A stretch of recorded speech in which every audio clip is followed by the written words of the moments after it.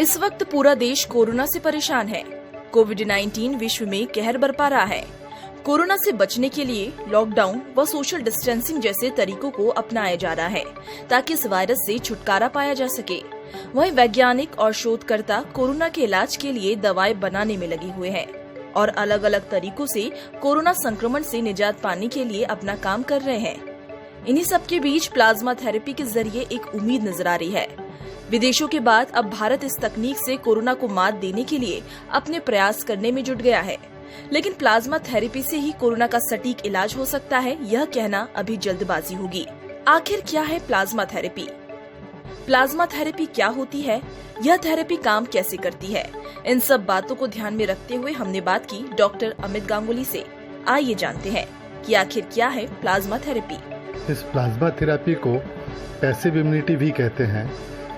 इसका मतलब ये होता है कि इम्यूनोग्लोबुलिन्स किसी और के शरीर में बने हुए हैं, पर्याप्त मात्रा में हैं, वो रोगी के शरीर में जाके रोग से लड़ने में रोगी की हेल्प करते हैं। ये 2-3 तरह की इससे काम कर सकते हैं।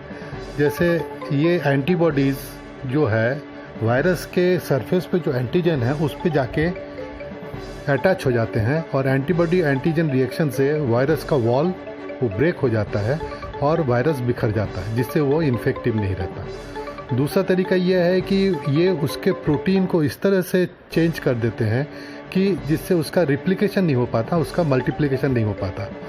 इस तरह से वो जो है वायरस को नॉन इन्फेक्टिव बना देता है और शरीर जो है फिर पूरे इस इन्फेक्टिव प्रोसेस से धीरे धीरे बाहर आ जाता है। प्लाज्मा थेरेपी बेसिकली कोई भी इन्फेक्शन जब होता है शरीर में, चाहे वो बैक्टीरियल हो या वायरस से हो, उसमें एक पदार्थ होता है जिसे कहते हैं एंटीजन। ये एंटीजन जब शरीर में आता है वायरस के साथ, तो ये शरीर के जो प्रतिरोधक क्षमता है, इम्यून सिस्टम जिसे कहते हैं, उसको चैलेंज करता है। जब ये चैलेंज इम्यून सिस्टम रिएक्ट करता है इसके अगेंस्ट में, तो कुछ शरीर में रोग से लड़ने के लिए कुछ प्रोटीन्स बनाते हैं जिन्हें इम्यूनोग्लोबुलिन्स कहते हैं। ये इम्यूनोग्लोबुलिन्स एंटीबॉडीज़ कहलाते हैं। ये उस बीमारी के लिए स्पेसिफिक होते हैं, उसी बीमारी के कीटाणु को, चाहे वो बैक्टीरिया हो चाहे वो वायरस हो, उसको मार देते हैं। अब सवाल ये उठता है कि ये आदमी की प्रतिरोधक क्षमता कितनी सशक्त है और वो कितना इम्यूनोग्लोबुलिन्स या एंटीबॉडीज़ पैदा कर सकता है।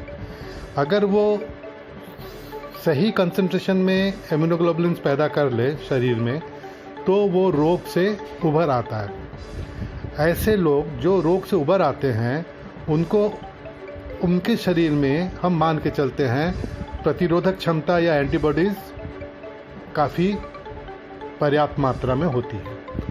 ऐसे लोगों के रक्त से अगर हम प्लाज्मा को एक्सट्रैक्ट कर लें, यानी कि ब्लड के दूसरे जो सेल्स होते हैं उनको हटा दें और सिर्फ प्लाज्मा ले लें, तो इस प्लाज्मा में वो एंटीबॉडीज़ होते हैं जो स्पेसिफिक उस रोग से लड़ने में दूसरे व्यक्ति को हेल्प कर सकता है।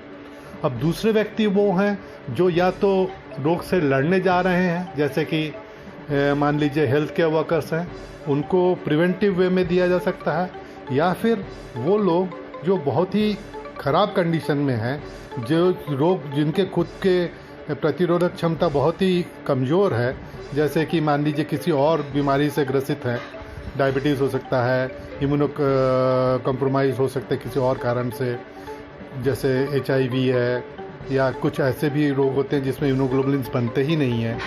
तो इस तरह के रोगों में अगर वो दिया जाता है तो मान के चलते हैं कि उससे उनके लिए उनके शरीर में कम से कम 2-3 महीने के लिए रोग से प्रतिरोधक क्षमता बन जाती है। ये जो एंटीबॉडीज़ प्लाज्मा के थ्रू दिया जाता है, इसे प्लाज्मा थेरेपी कहते हैं।